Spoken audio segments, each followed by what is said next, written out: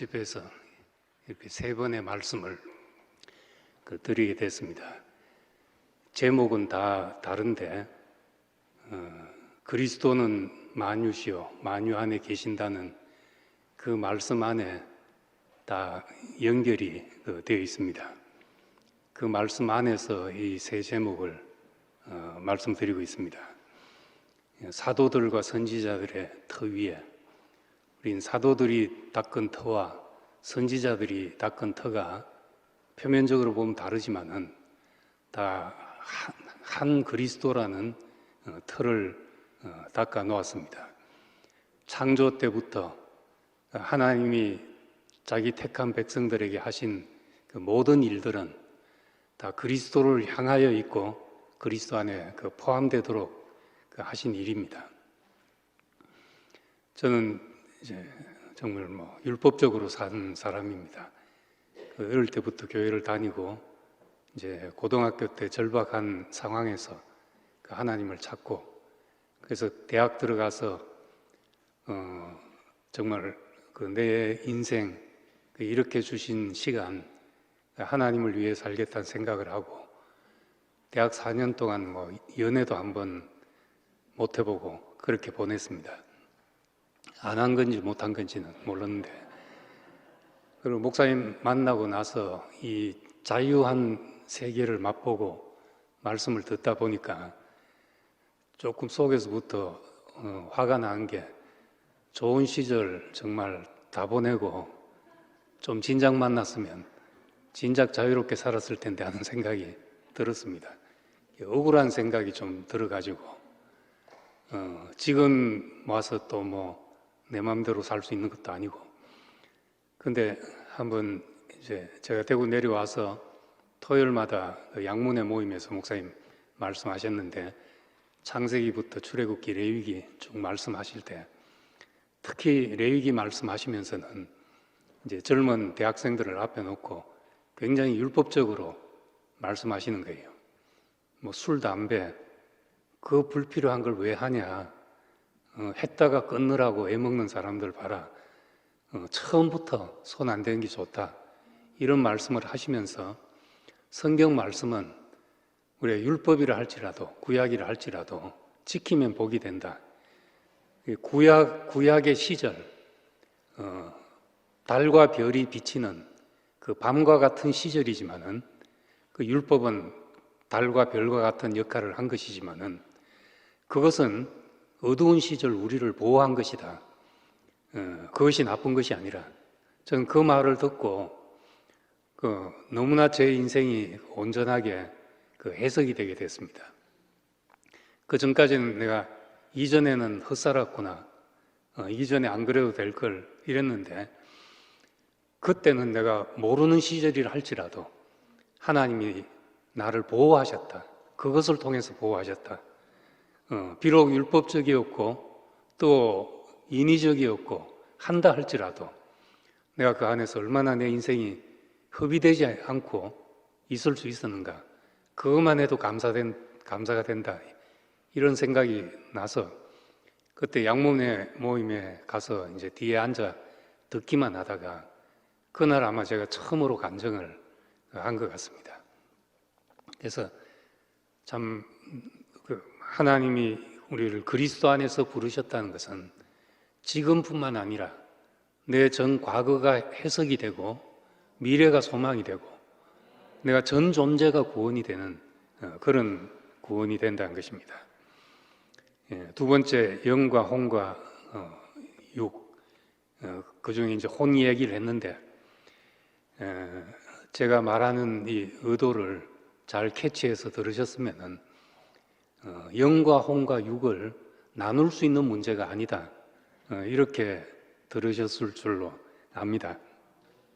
핸드폰 기기 예를 들었지만은 핸드폰 기계만 비싼 것은 좋은 재료로 만든다고 되는 것도 아니고 또 작동 시스템만 좋다고 되는 게 아니라 두 개 만나져야 되죠. 기계도 좋아야 되지만은 작동 시스템도 잘 돌아가고 시스템이 망가지면은 기계가 아무리 좋아도 무용지물입니다.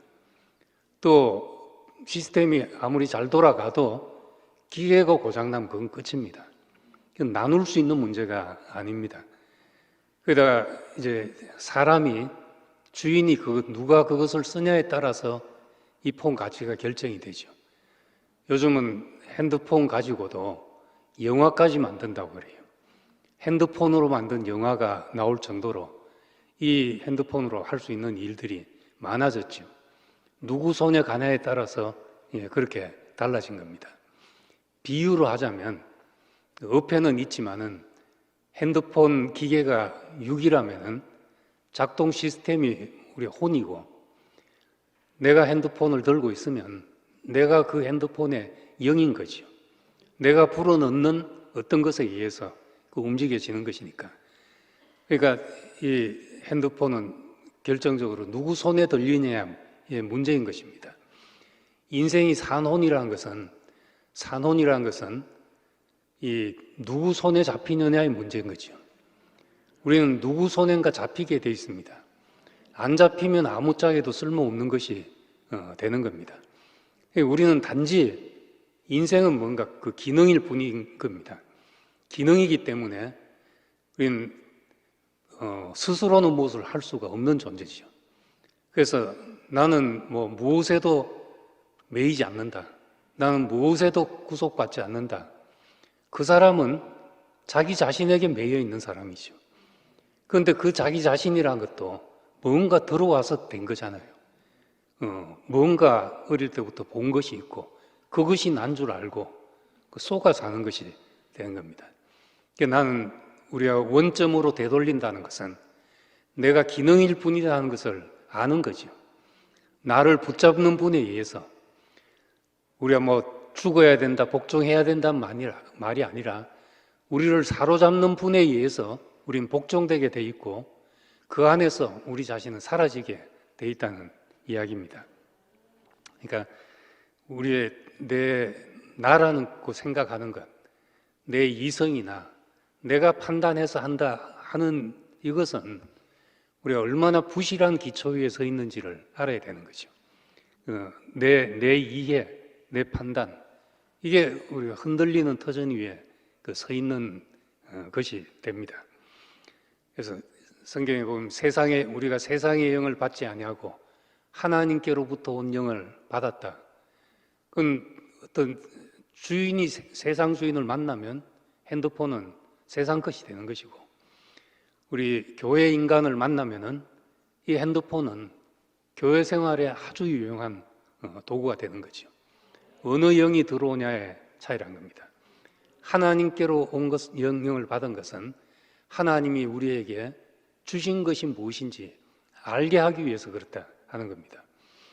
그러니까 우리가 산혼이라는 것, 우리 자신을 내려놓게 만드는 것이고 우리가 아무것도 아니라는 것을 아는 것이죠.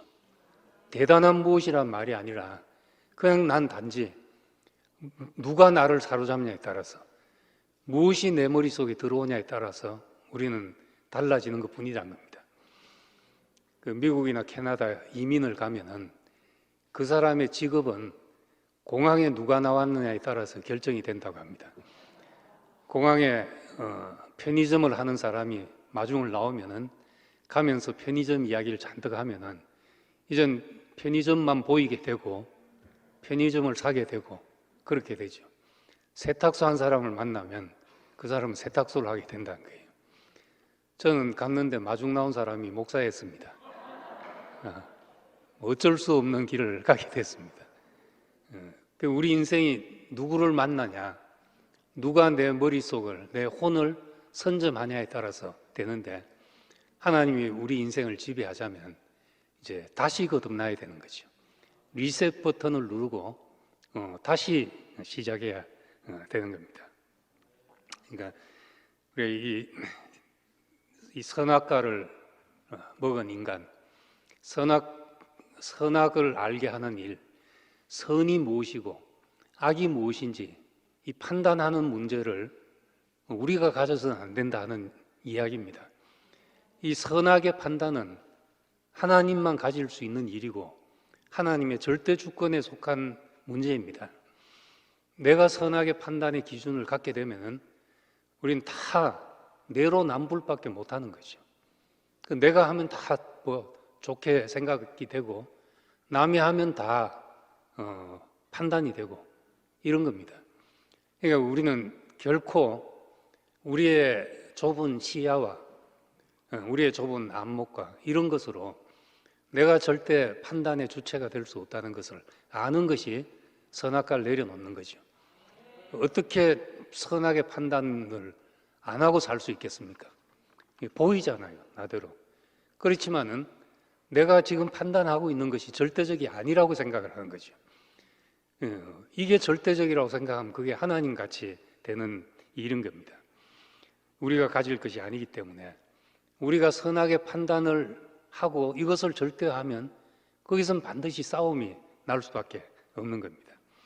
그래서 선악과를 먹고 난 다음에 살인이 나고 사람들이 포악해지고 그리고 높이 오르라 보니까 서로 말이 안 통하는 사람이 되었다는 겁니다. 참 같은 한국말을 하면서도 말을 안 통하는 게 이 한국 사람들이 말 안 통하기로 좀 유명하다고 합니다. 통계적으로. 우리는 지금 한글이 보급돼서 그 문맹률이 전 세계에서 가장 낮은 국가 중에 하나입니다. 0.1% 정도 될 정도로 문맹률이 낮은 국가인데 요즘은 이제 문맹률을 안 따지고 문해력을 따집니다. 지난 9월 이번 주에도 보니까 OECD에서 29개국 OECD 국가들에게 문해력 테스트를 하는데 이 주기적으로 각 나라마다 문해력 테스트를 하는데 한국은 뭐 계산 능력 탑 클래스, 뭐 과학 능력 탑 클래스인데 문해력은 거의 하위 수준이라고 합니다. 문장 이해력, 문장 이해력이 낮는 이유가 우리는 원래 한자말을 쓰던 사람이잖아요. 우리의 단어들은 다 한자에서 왔는데 그런데 이제 표음 문자를 쓰니까 뜻을 잘 모르는 거죠. 그게 요인 중에 하나라고 그렇게 합니다. 단어 뜻을 모르고 그래서 그 다른 모든 지수가 높은데 한국은 문장 이해력이 매우 낮은 수준이라는 거예요. 그 문장 이해력이 낮으면 오해가 많이 생깁니다. 오해가 결국 사회적 갈등을 낳는 거죠. 그 한국 사회 갈등이 그래서 생기는 겁니다.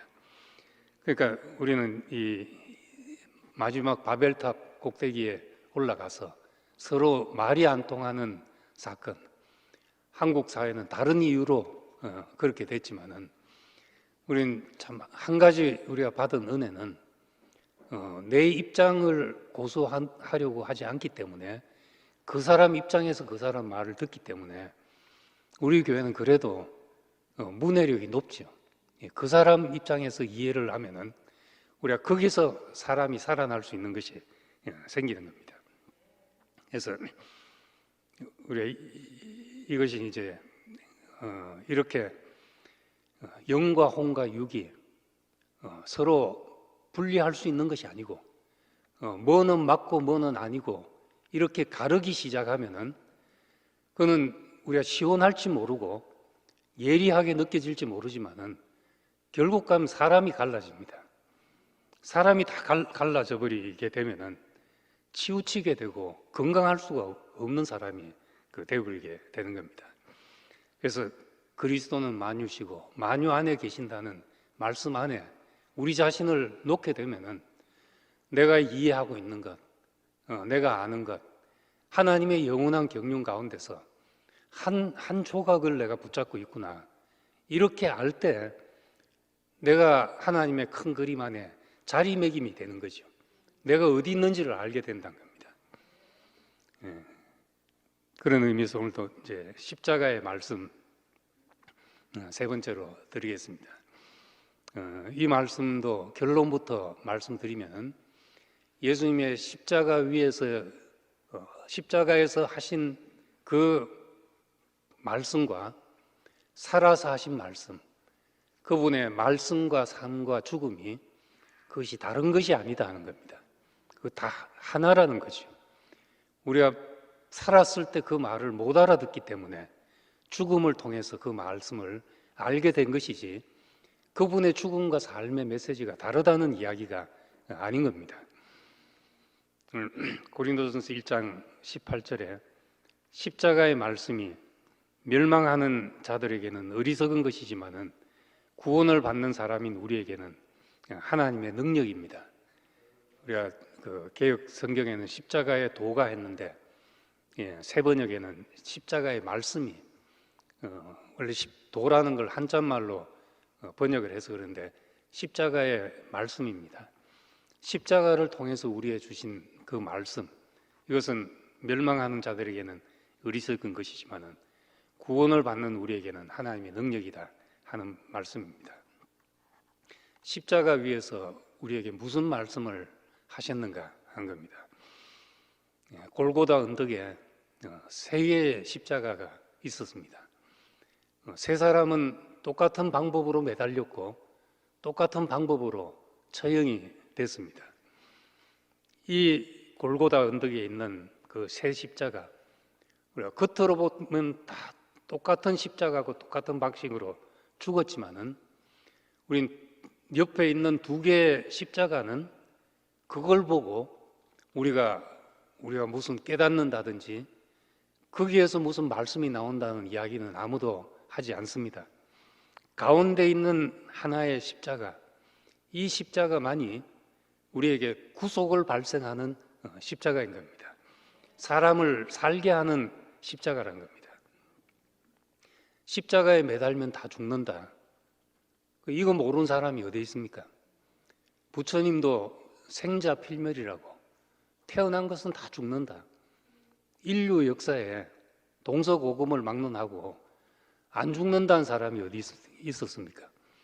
안 죽은 사람이 어디 있으면 나는 안 죽겠다고 버틴 사람이 있는지 모르지만은 안 죽은 사람이 없습니다. 오늘 낮에도 말씀드린 것처럼 이 속에서 인간의 분수가 있고 인간의 제한이 이 속에 있습니다. 죽음이라는 것 속에. 그런데 십자가에 매달면 죽는다는 건 다 아는데 왜 양옆에 두 십자가는 거기서는 구속이 발생하지 않냐는 거죠. 왜 예수의 죽음에서만 구속이 발생하는 것인가? 이 죽음은 누구도 피할 수 없는, 생명체에 일어나는 누구도 피할 수 없는 보편적인 속성입니다. 모든 사람은 죽는다. 이건 진리죠. 땅에 있는 모든 생명은 죽는다. 주먹이 3,000년을 산다 해도 언젠가는 죽는 것입니다. 생명체는 다 죽는데, 그렇지만은 다 똑같이 죽는다 하고 죽음의 의미가, 그렇다고 해서 죽음의 의미가 다 똑같다는 말은 아닌 겁니다. 똑같이 죽지만은 사람들이 맞이하는 죽음은 같지가 않다는 겁니다. 만약에 죽음이 다 그냥 똑같다 이래버리면 우리가 죽음에 대해서 뭐 논할 가치가 없는 거죠. 다 죽는 거니까. 특별한 죽음을 이야기한 게 특별한 의미가 없을 뿐만 아니라 우리가 예수님의 죽음에 대한 우리의 고백도 불가능하다는 겁니다. 옆에 있는 강도의 죽음이나 예수의 죽음이 똑같다면은 뭐 죽음에 대해서 지금 이렇게 이야기할 게 뭐 있겠냐는 거죠. 죽음은 다 같았지만은 죽음의 의미가 달랐다는 겁니다. 그럼 왜 죽음의 의미가 다른가? 왜 가운데뿐만 우리에게 의미 있는 죽음인가 하는 거죠. 그거는 사람이 다르기 때문이잖아요. 강도로 죽은 사람, 또 뭐 혁명을 꾀하다가 죽은 사람, 그 사람과 예수의 죽음이 사람이 다르기 때문이고 삶이 다르기 때문에 우린 다른 죽음이라고 생각을 하는 겁니다. 제자들이 자기 인생을 던져서 자기 전 존재를 바쳐서 따를 만큼 그들에겐 특별한 사람의 죽음이었기 때문에 이 죽음이 의미 있어야만 하는 거죠. 해석돼야만 된다는 겁니다. 그럼 이 예수의 죽음만 왜 특별한가?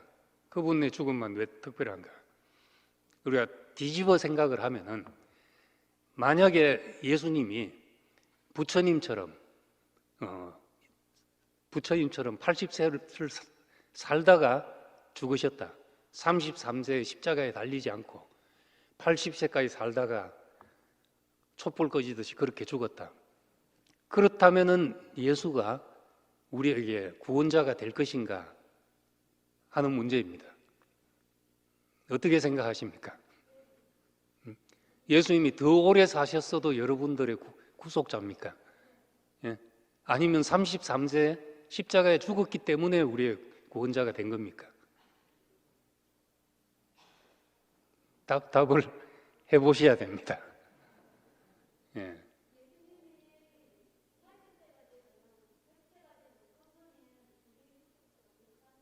예. 100세에 돌아가셨어도 우리의 구원자다. 예. 목사님이 60세에 돌아가시나 120세에 돌아가시나 여러분들의 한 일은 똑같습니까? 어떻습니까? 예. 마찬가지 질문이죠.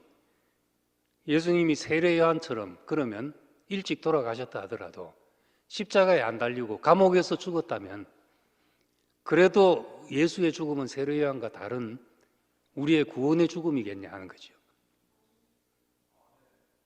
왜 이래 대답이 분명치 않습니까? 아닙니까?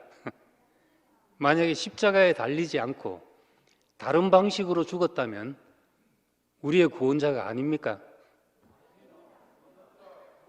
예. 뉴욕에서 우리 송경수 형님이, 우리 한성희 형님 둘째 자행 되신 송경수 형님이 아주 재미있는 분이십니다.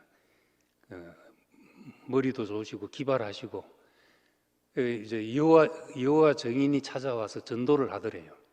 교회를 다닌다 하니까 예수님이 십자가에 죽으신 게 아니라는 이야기를 하더래요. 나무에 달린 자마다 저주를 받은 자는 예수님은 나무에 달려 죽으셨다. 이 여호와 증인들의 이야기입니다. 그 나무는 그냥 크실론, 나무에 달려 죽었다는 말은 크실론에 매달려 죽었다.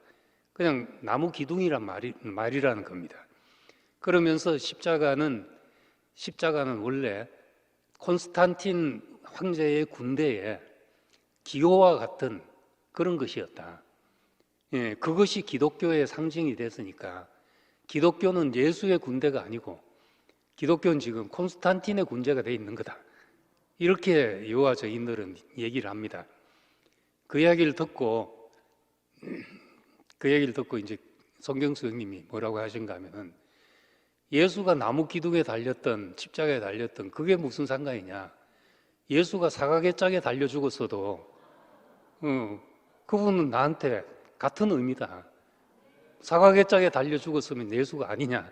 이렇게 얘기를 했다는 거예요. 목사님이 그 얘기를 듣고 아주 지혜로운 분이라고 칭찬을 하셨습니다. 그렇지 않습니까? 사각의짝에 달려 죽었으면 예수가 우리의 구원자가 아닌 게 아니잖아요. 그렇다면은 죽음의 방식이 문제가 아니란 겁니다. 일찍 죽었거나 늦게 죽었거나 십자가에 달려 죽었거나 여호와 증인들이 말한 것처럼 나무 기둥에 달려 죽었거나 우리 한성형 자행이 말하는 것처럼 사각의짝에 달려 죽었어도 그분이 우리의 구원자라면은 왜 구원자겠습니까? 그것은 그분의 삶의 성격 때문에 생겨나는 것이지 죽음의 방식 때문이 아니라는 거죠. 죽음으로 몰고 간 그분의 삶의 성격이 그것이 우리에게 구원이 됐다는 겁니다. 예, 그래서 우리가 교회에서 예수와 내가 하나다 이걸 가지고 기뻐하는데 왜 여러분은 예수와 그토록 하나 되기를 원하냐는 거죠. 예수가 누구길래 여러분 그렇게 동일시된 사실을 가지고 기뻐하고 거기서 모든 문제가 해결됐다고 생각하냐는 겁니다. 이건 그분이 누구냐의 문제인 거죠. 예, 그분의 삶 때문에 생겨나는 우리의 소망인 겁니다.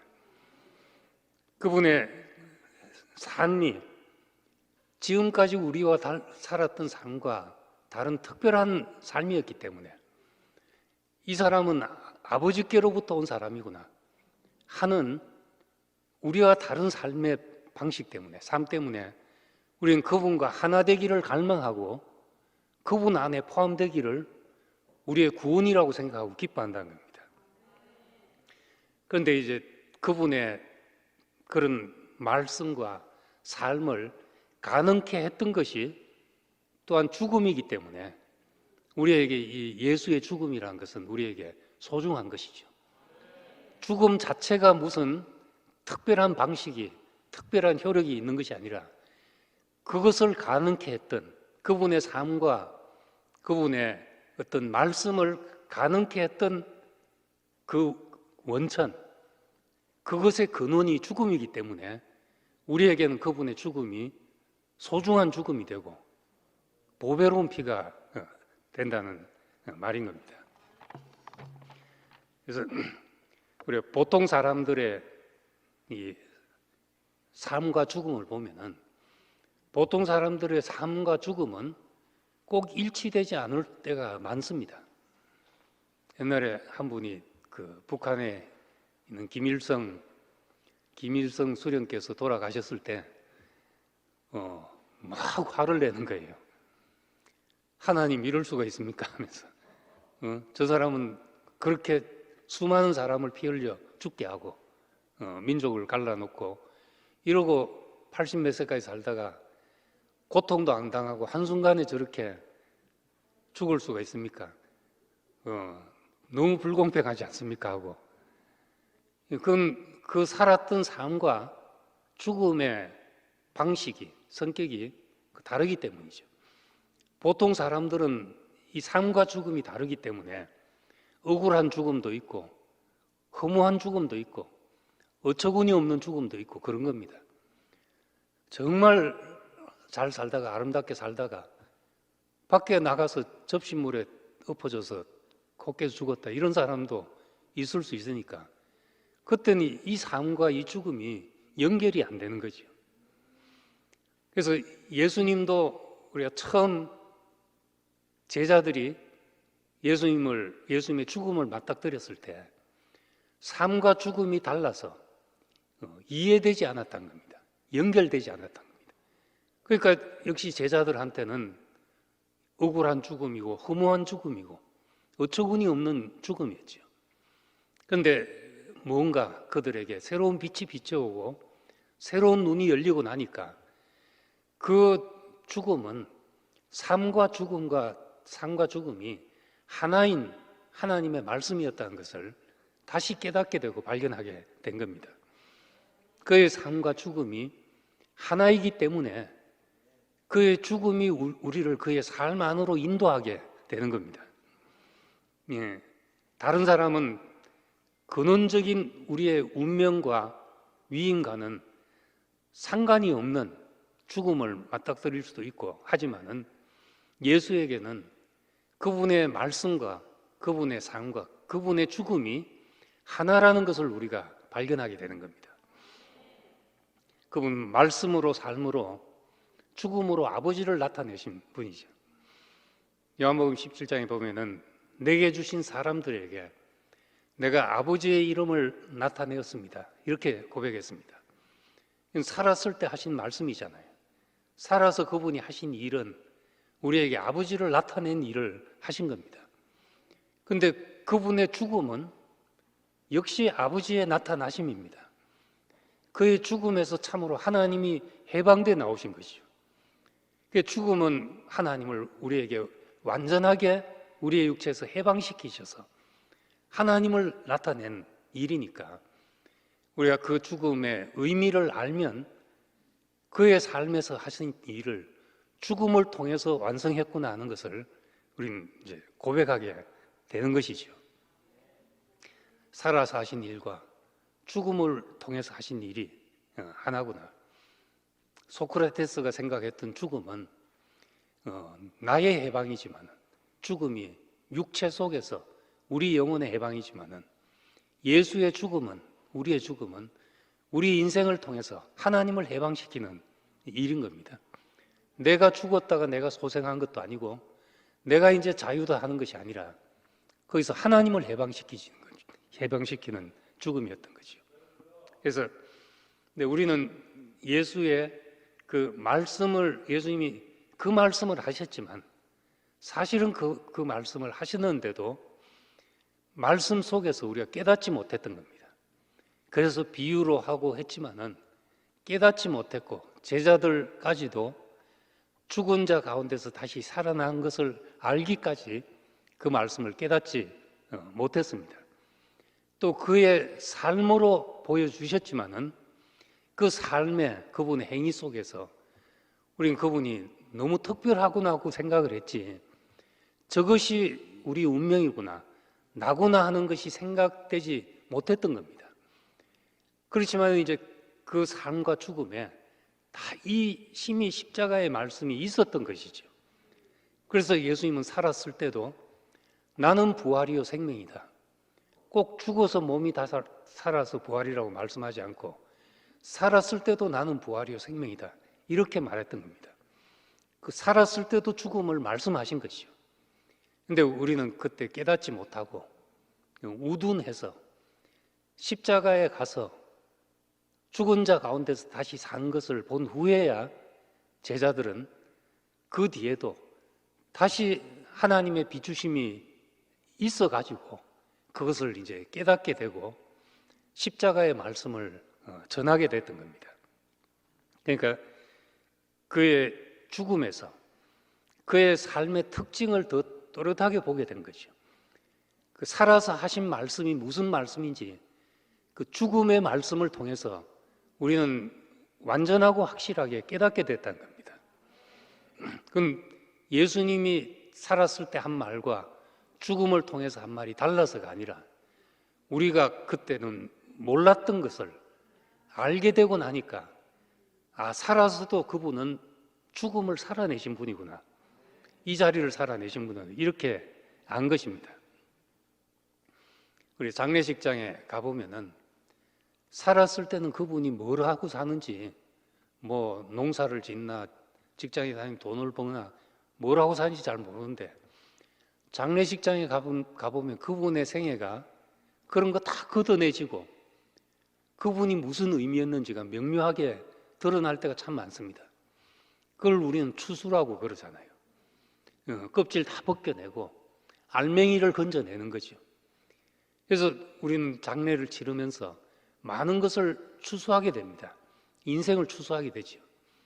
살았을 때는, 내 옆에 있을 때는 잘 안 보였는데 죽어서 보니까 우리는 이상하게 더 그 사람이 더 선명하게 보이고 그 사람이 이렇게 보석이었구나, 흙 속에 감춰진 보화를 거기서 우리는 다시 발견하게 된다는 겁니다.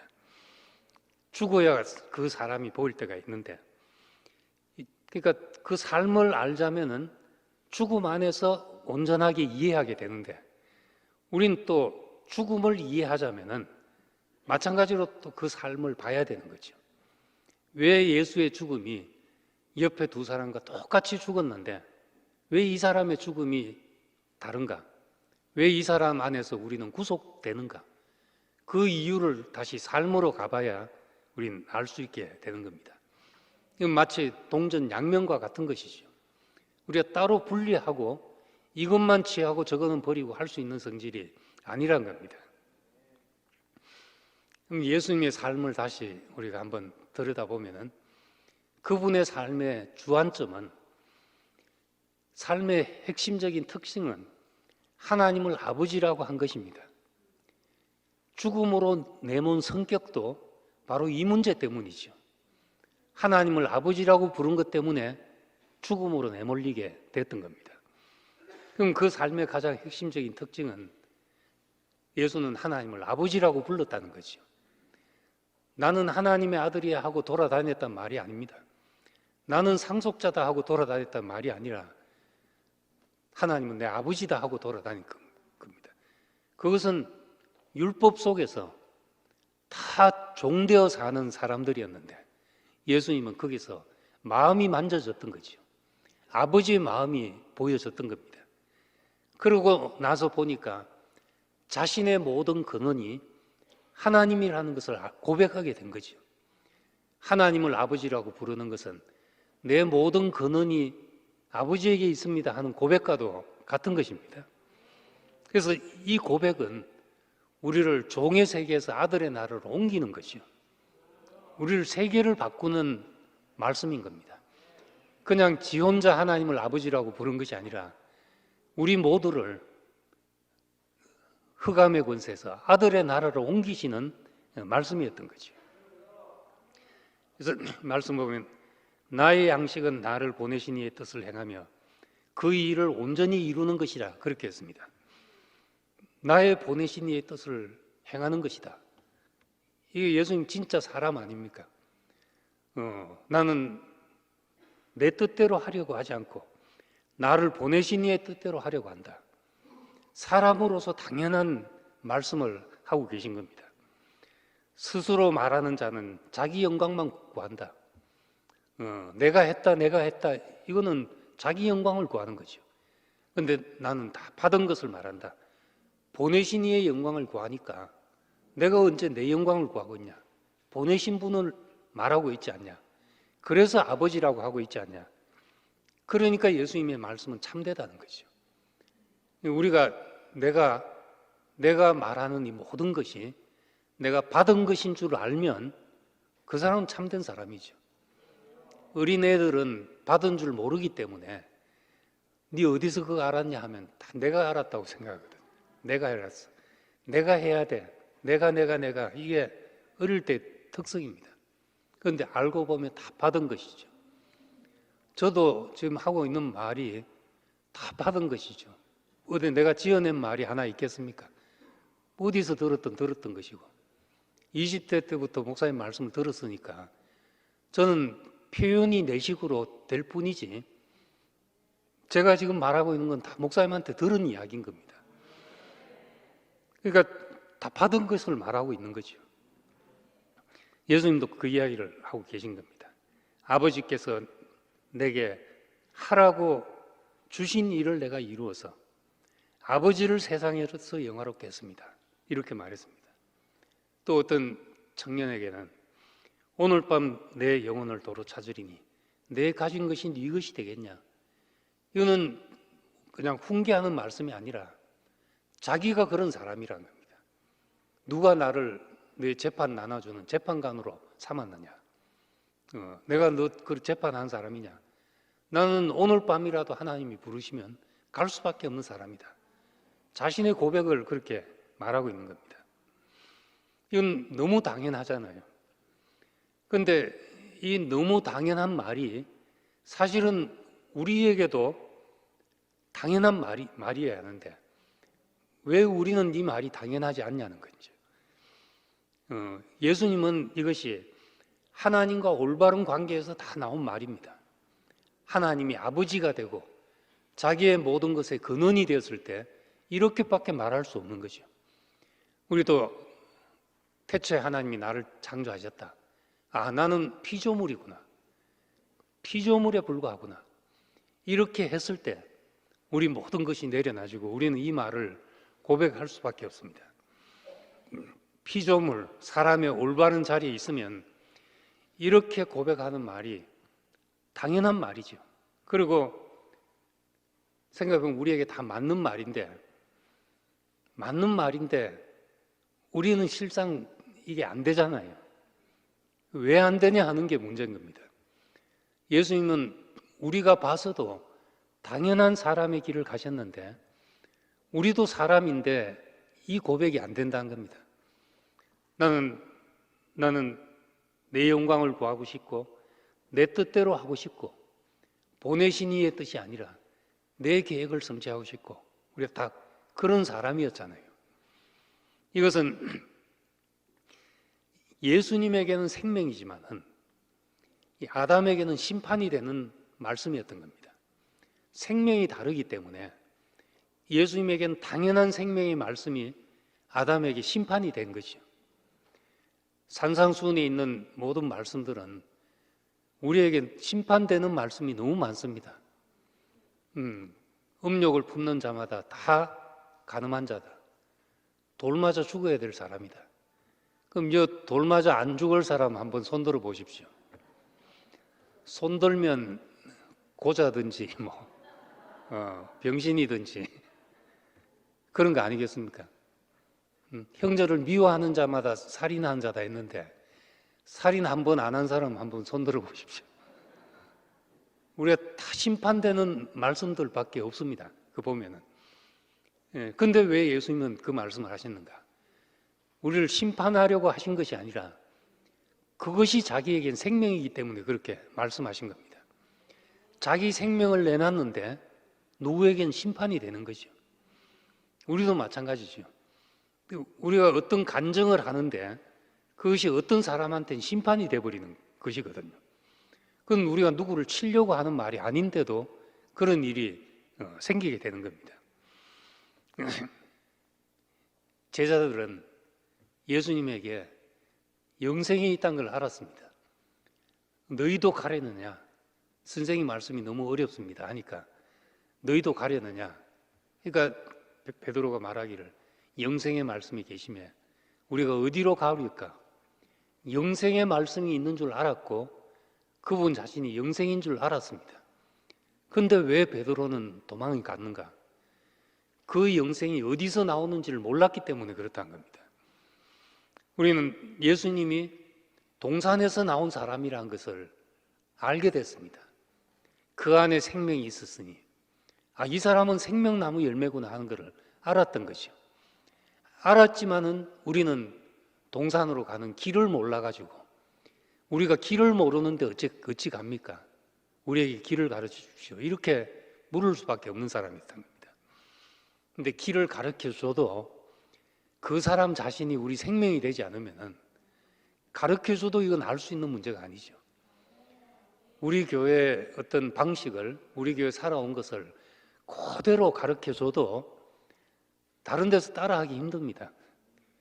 그 생명이 아니면 그렇게 사라지지 않기 때문에 그런 문제인 겁니다. 그러니까 이는 근원이 감춰져서 생긴 문제죠. 우리의 근원이 감춰져서 우리는 예수님이 너무나 당연한 말, 나는 보내신 이의 일을 해야 한다. 내 뜻대로 하려 하지 않는다. 보내신 이의 영광을 구하려 한다.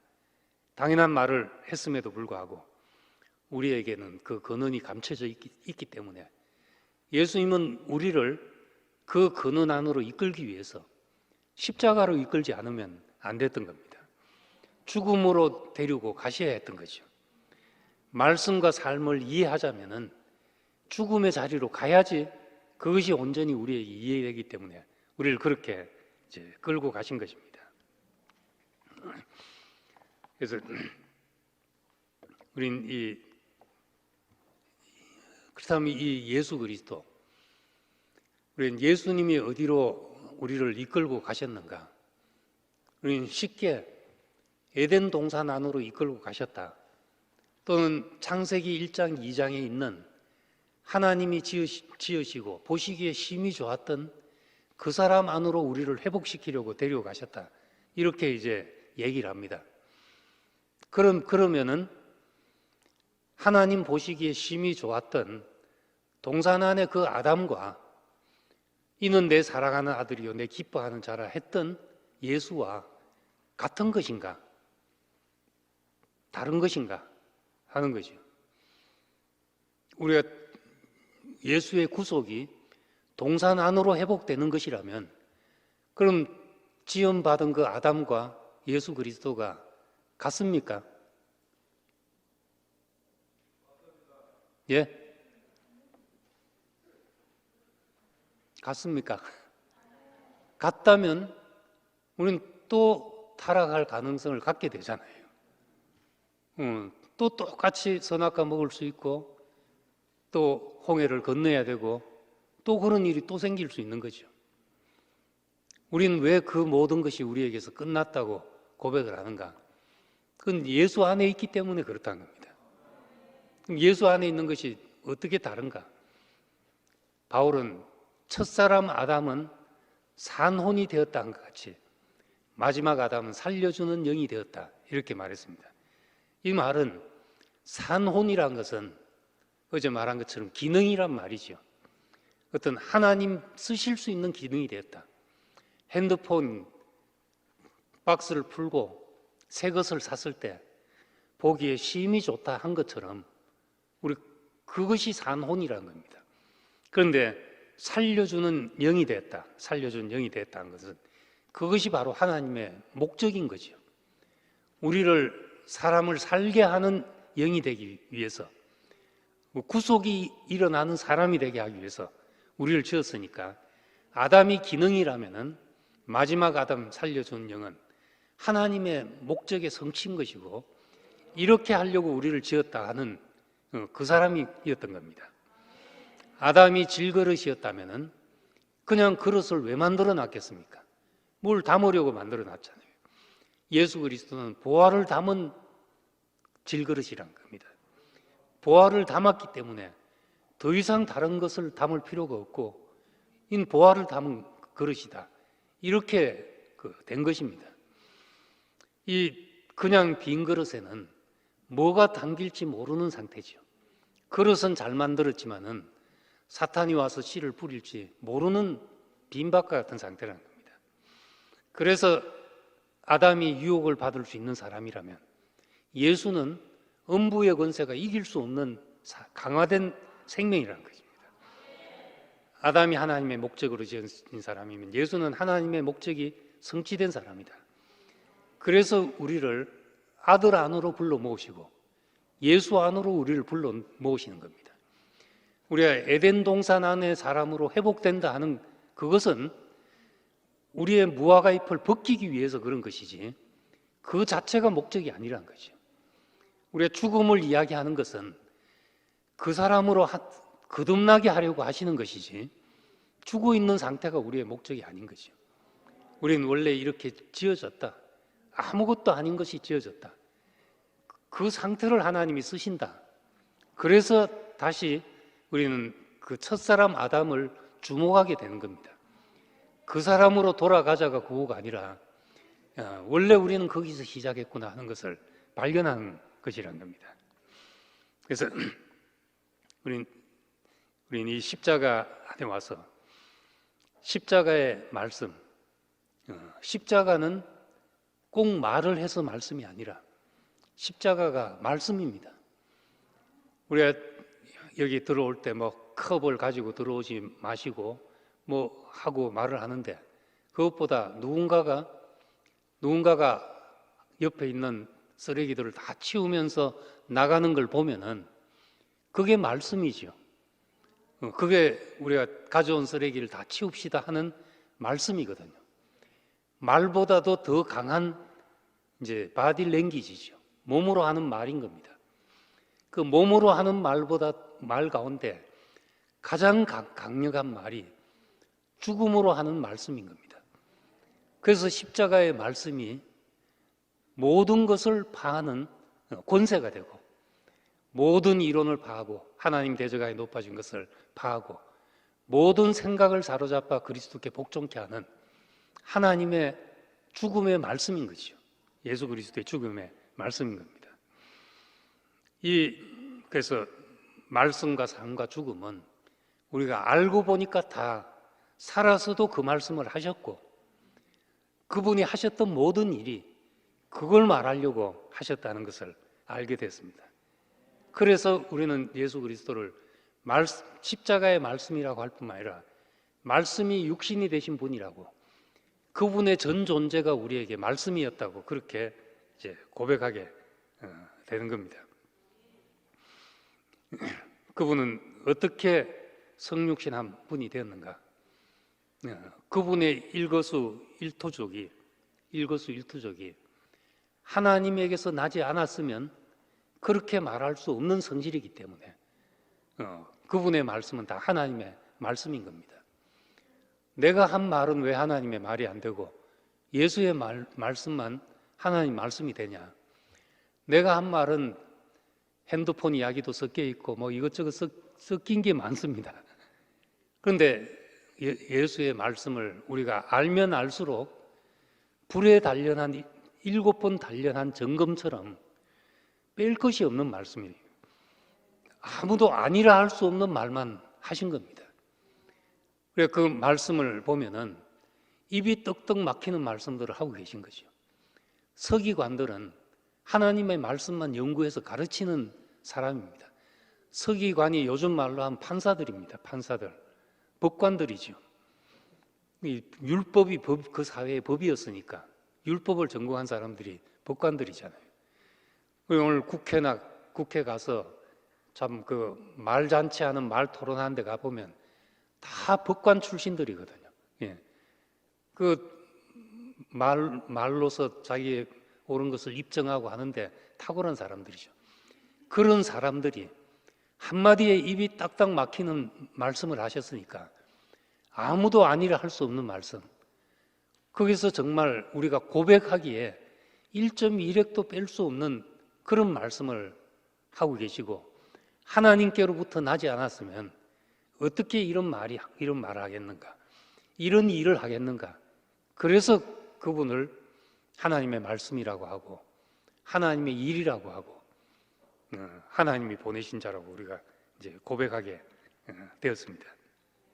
그래서 우리는 이 예수 안에 포함된다, 노뱀이신 예수를 본다, 우리 하는 것은 엄밀히 말해서 구원의 방법의 문제입니다. 우리의 보모로서 하는 것이죠. 그렇지만 구속의 목적 안에서 보면은 그의 삶과 죽음이 우리 안에서 재현하려고 우리를 구속하신 것이죠. 그럼 뭘 쳐다보고만 있으라고 구속한 것이 아니라 그분을 쳐다보는 것은 우리를 저것이 나구나, 본래 나는 이런 사람이었구나 하는 그 자리로 되돌리기 위한 구속의 방법의 문제인 겁니다. 쳐다보고만 있으란 말이 아닌 거죠. 하나님이 우리를 구속하신 그 목적은 우리 안에서, 그분은 33년을 살다가 인생을 마쳤지만은 그분의 삶을 우리가 이어서 그가 살게 하는 거죠. 그래서 내가 살아도 내가 산 것이 아니요 내 안에 그리스도가 사는 것이다 하는 말은 우리는 그분의 삶의 연장이라는 겁니다. 교회가 그의 몸이라는 것은 그분의 삶의 연장인 거죠. 그분이 사시고 싶었던 삶, 하고 싶었던 말씀, 죽음을 통해서까지 표현했던 그 모든 것이 우리를 통해서 나타나게 하기 위해서, 그래서 우리에게 우리를 구속하시고 동산 안에 사람을 보이시고 노뱀을 전시하시고 십자가의 진실한 한 분을 우리 앞에 전시해서 그가 우리인 줄 알도록 그렇게 하신 것입니다. 그래서 저는 처음 목사님을 만나기 전에 그 답답한 상황에 처했습니다. 1년 신학을 하고 나니까 내가 예수를 모르겠다는 생각이 처음으로 들었습니다. 예수를 전하기 위해서 복음을 전하겠다고 신학까지 왔는데 하다 보니까 내가 예수를 모르겠는 거예요. 성경의 말이 이게 내가 모르는 말이더라고요. 한 절 한 절 읽는데 어찌 내가 아는 말이 한마디도 없구나, 이렇게 생각될 정도였습니다. 그래서 저는 내가 이대로 나가면 울리는 괭가리밖에 더 되겠나, 이런 생각이 들어서 은연중에 길 가다가도 내가 지금 바울이 말하고 있는 이 예수가 뭔지 누구인지 알고 싶습니다. 다른 건 몰라도 내가 이거 알아야 안 되겠습니까? 이런 마음이 들면서 있다가 이제 문득 그야말로 정말 생각도 안 했던 1년 반 전에 봤던 한 분이 문득 생각이 나게 된 겁니다. 그때로 지금까지 참 다른 것은 다 몰라도 예수를 아는 길로 오게 됐던 거죠. 그래서 온 결과 저는 참 저만큼 알게 됐습니다. 목사님한테 배운 것 중에 하나는 신에게 솔직히, 하나님 앞에 솔직하면 되는 게 아니냐. 내가 체한다고 하나님 모르시겠냐. 솔직해야 되는데 모르는 건 모른다 하고 안다는 건 안다 하자. 뭐 우리가 그래 산다고 몰라서 모르는데 어쩌겠냐는 거죠. 제가 나이가 드니까 우리 자매한테도 그렇고 잔소리 듣는 일이 자꾸 많아집니다. 잔소리 들을 때마다 생각해 보면은 그 잔소리 들을 만해서 듣는데 내 생각이 못 미치는 게 점점 더 많은 거예요. 그래서 늘 하는 말이 내 생각이 그까지 못 미쳤다. 그 생각이 못 미치니까 좀 긍휼히 여기야죠. 예. 그래서 나도 다른 사람 볼 때 그렇게 생각해 버릇을 합니다. 그 생각이 못 미쳐서 그런 거지. 뭐 그러고 나면 나나 그 사람이나 세임이니까. 몰라서 그런 거고 생각이 못 미쳐 그런 거니까. 그건 죄가 아니잖아요. 알고도 그러면 모르지만은. 그래서 저는 정말 뭐 진심으로 그때부터 지금까지 이 예수를 아는 것 외에 뭐 내 인생에 다른 바람도 없고 기대도 없고 내가 무슨 일을 도모하고 싶은 사람도 아니고 뭘 또 특별히 하고 싶은 것도 없는 사람입니다. 그 예수 아는 것 이것으로 내 일생이 채워지면 족한 사람이니까 전 뭐 누구라도 뭐 김치현 저걸 모르는구나 싶은 분이 있으면 정말 오늘 제안하고 싶은 게 누구라도 와서 저한테 뭐 한 수든 두 수든 가르쳐 주시길 바랍니다. 내가 뭐 진짜 진지하게 모르는 건 알아야 되잖아요. 나는 내 구조가 이렇게 생겨서 내가 이해돼야 되니까 제 이해된 만큼 보면 예수 그리스도는 그분은 나의 영원한 원형이신 분이죠. 저는 예수의 출생과 삶과 죽음과 부활이 다 나와 동떨어져 있는 데 있었습니다. 그런데 말씀을 듣다 보니까 머리에 지각균열이 일어나면서 그 하나하나 안에서 내가 발견되게 하는 말씀이었습니다. 그래서 제가 첫 감정이 내가 지금까지 내가 알아왔던 세계에서 내가 할 수 없었던 말 한 가지가 있었다. 내가 예수를 사랑하고 예수를 위한다 하고 따르고 싶다 하고 뭐 다 말했는데 예수 안에서 내가 발견됐다 이 말을 할 수 없었다.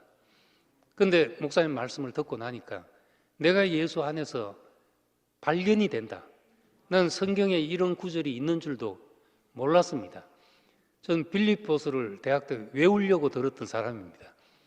이 빌립보서만큼은 처음부터 끝까지 외워야 되겠다 생각하고 그랬는데도 빌립보서에 예수 그리스도 안에서 내가 발견되려 한다는 말이 늘 그냥 지나갔습니다.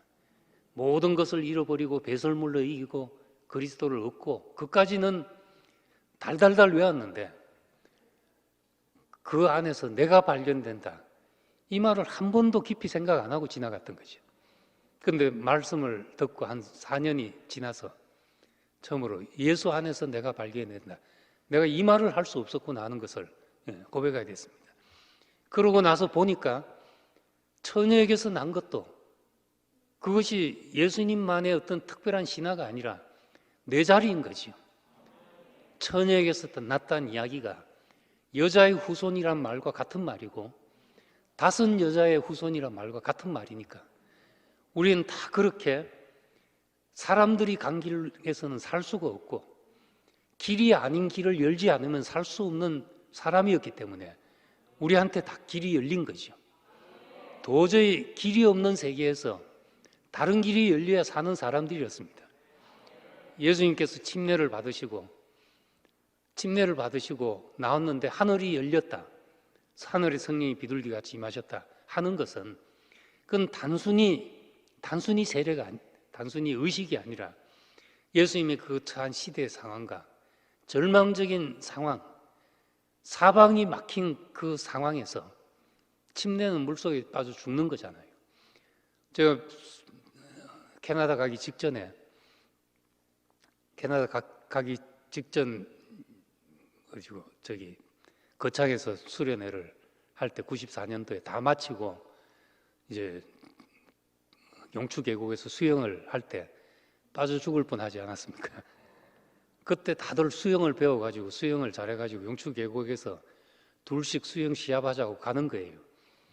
가는데 나는 이제 수영을 잘 못하니까 그냥 서 있는데 그때 유재노 형님이죠. 유재노 형님이 와가지고 니하고 내하고 한번 해보자는 거예요. 아유, 나 못한다니까. 자기도 못한대요. 자기도 못하는데 뭐 요거 한번 하자 그러더라고요. 그 순간에 승부욕이 발동해가지고 내가 수영 못한다는 걸 잊어버렸죠. 슬리퍼 신은 채 옷을 입은 채 경쟁한다고 허우적 하다 보니까 중간쯤 가니까 중간에 힘이 빠졌는데 앞으로도 갈 수 없고 왔는데 뒤로 돌아갈 수도 없고 옆에 보니까 바위고 방법은 서는 것밖에 없죠. 이게 얼마나 깊나 하고 서보는데 계곡이 끝이 안 보이는 거예요. 그때 막 당황해가지고 몸이 굳는데 사람이 이래 죽는구나 하고 허우적해 날려서 살려달라고 하는데 저 앞에 앉았던 사람이 김치현 저것도 장난친다 하면서 다 웃으면서 쳐다보고 있는 거예요. 그때 이제 눈치 빠른 우리 권재훈 형님하고 수영 물개같이 수영을 잘하시는 우리 김영숙 누님이 두 분이 저거 아니다 하고 들어와가지고 가까이 와서 이제 공을 던져주면서 힘 빼 하는 거예요. 그 공을 붙잡지 않았으면은 저는 그대로 이제 한 번, 두 번 하다가 이제 3, 4번 만에는 들어갔을 겁니다. 난 그래서 예수님이 물속에 들어갔다 나왔다는 것도 그냥 침례받았다 이 문제가 아니라 그 상황, 사방이 막힌 상황, 우리가 하나님을 만난 사람들, 하늘이 열리는 사람들은 다 그 자리에서 만나는 거죠. 우리가 어느 한 사람의 이야기를 들춰봐도 그냥 우리가 고상하게 나무 그늘에 앉아서 명상하다 만든 사람들이 없습니다. 다 그 자리에서 만나는데 우리가 이것이 출생의 이야기가 그 모든 이야기를 집약해 놓은 이야기죠. 처녀에게서 났다. 이거는 여자의 후손에게서 났다는 것이고 그 길이 아니면 살 길이 없어서 길을 만들었으라도 냈던 이것이 오늘 우리에게 그리스도가 오는 길이 되었다는 겁니다. 그건 나도 처녀에게서 난 사람이죠. 그분의 삶은 뭐 기적을 행하고 초인적인 일을 행하고 이것이 위대한 일이 아니라 하나님 앞에 굴복됐기 때문에 발생하는 일인 겁니다. 귀신이 쫓겨났다. 이것은 하나님의 통치가 왔다는 이야기입니다. 하나님의 통치가 임했다는 것은 우리가 그 하나님의 통치 앞에 굴복된 거죠. 예수님이 나는 내가 내 것을 가지고 말한 것이 아니다. 아버지의 것을 내놓는다. 아버지의 영광을 말하기 위한다. 받은 것을 말한다 하는 것은 하나님 앞에 굴복된 사람의 고백을 그렇게 하고 있는 것입니다. 죽음 안에서 이 모든 것이 명백해진 거죠. 우리는 아무것도 아니었구나. 부르시면 가야 했구나. 예수님이 살아서도 그 말씀을 했지만은 우리는 죽음에서 더 명백하게 그것을 보게 된 것입니다. 부활은 하나님 앞에서 산 것이죠. 우리는 내가 산 것은 내 뭘 먹고 뭘 입고 이 문제로 사는 것이 아니라 하나님의 이유 때문에 사는 사람으로 사는 것.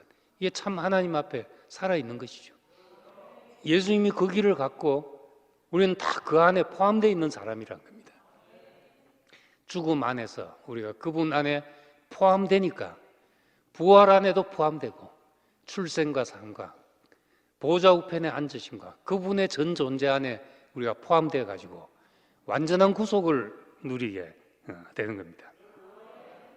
이 죽음에 포함된 사람 안에서 우리는 참 자유를 얻게 되는 거죠. 내가 이러나 저러냐, 더우냐 추우냐, 아프냐 안 아프냐 하는 모든 문제에서 우리 당신의 이유로 사는 사람이 될 때 우리 문제에서 해방이 된다는 겁니다. 하나님에 대하여 살아있는 사람. 그래서 저는 뭐 고등학교 때부터 언제 죽을지 모른다 이 생각이 참 요즘 들어서 그 생각을 안 하지 참 오랫동안 늘 속에 한켠에 있었던 사람입니다. 그런데 그것이 어떤 벽에 부딪혔을 때, 전 내가 지금 내가 발버둥 쳐봐야 내가 내 이름도 내가 뭘 한 사람이다, 내 명함도 하나 만들고 내 자식들 앞에서 좋은 아빠 소리도 듣고 뭐 이런 거 다 언제 그런 거 하다가 내가 언제 죽을지도 모르는 인생, 그런 거 하다가 볼일 시간 다 가지 않겠냐. 하나님이 찾으시는 것이 아무것도 없는 사람이 되지 않겠냐. 그래서 내가 그거 다 못한다 할지라도 하나님이 찾는 것이 있는 사람으로 한순간이라도 살고 싶다, 그렇게 생각하고 나니까 내 인생에 내가 뭐 하나님이 당신이 필요하신 만큼 나를 두시지 않겠나. 저는 여기서 해방이 되게 됐습니다. 내가 얼마나 사냐 걱정해봐야 뭐 될 일이 아무것도 없고, 내가 하나님의 필요 때문에 사는 것이라면, 당신의 계수하시는 그것, 당신이 찾으시는 열매를 위해 사는 것이라면 난 필요하신 날까지 두시겠지. 그건 농부의 문제이지 주인의 문제이지 내 문제가 아니지 않겠냐. 그래서 배째라 했죠, 그때부터. 내 인생에서 당신에게서 난 것이 아니면 그냥 가져가실 것이다 생각하고, 내가 나를 지키려고 애쓸 것도 없고, 뭐 내가 지금 해봐야 뭘 하겠습니까? 내가 그리스도를 알고 내 인생에서 하나님이 찾으시는 것이 있다면 그게 인생의 축복이고 완성 아니겠습니까? 우리의 구속 안에서 예수 안으로 불러서 그 죽음을 보고 우리가 나를 발견하도록 하셔서 그의 삶 안으로 인도해서 그가 살고 싶은 삶을 우리 안에 재현하게 하신 것이, 그것이 우리의 완전한 구속입니다. 그래서 그분의 전생애가 그분의 말씀과 삶과 죽음과 부활과 하나님의 우편에 앉으심이 우리 전 존재를 통해서 증거되고 우리가 증명되기를 소망합니다. 주님을 찬양합니다.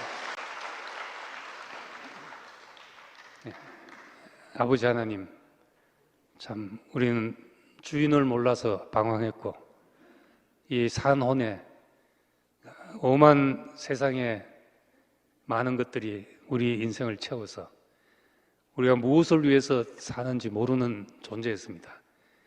우리 예수 그리스도 안에서 우리가 다시 산혼의 자리를 발견하게 하시고 원래 내가 누구였던지를 알게 하시고 주인이 있는 인생이 되게 하셔서 하나님의 구속 안에서 예수 그리스도 안에 나타나신 그 모든 아들의 삶을 우리 안에 재현하게 하신 것을 감사드립니다. 오늘도 우리는 당신이 우리 인생을 붙잡지 않으면 우리는 바람에 나는 개와 같이 어디로 흘러갈지 모르는 나뒹구는 존재이지만 주께서 우리를 붙잡으시고 우리의 주인이 되어서 우리는 다시금 침해받을 수 없도록 음부의 권세가 이기지 못하는 그 그리스도 안에서 주님의 그 견고한 터 위에 함께 건축된 사람이 되기를 원합니다. 주님의 당신의 집이 되게 하려고 우리를 부르셨으니 우리를 당신의 집이 되게 하시고 형제들이 집으로서 하나로 엮여져서 우리 한 목적 안에 한 기쁨을 누리게 되기를 원합니다. 예수님 이름으로 기도드립니다. 아멘.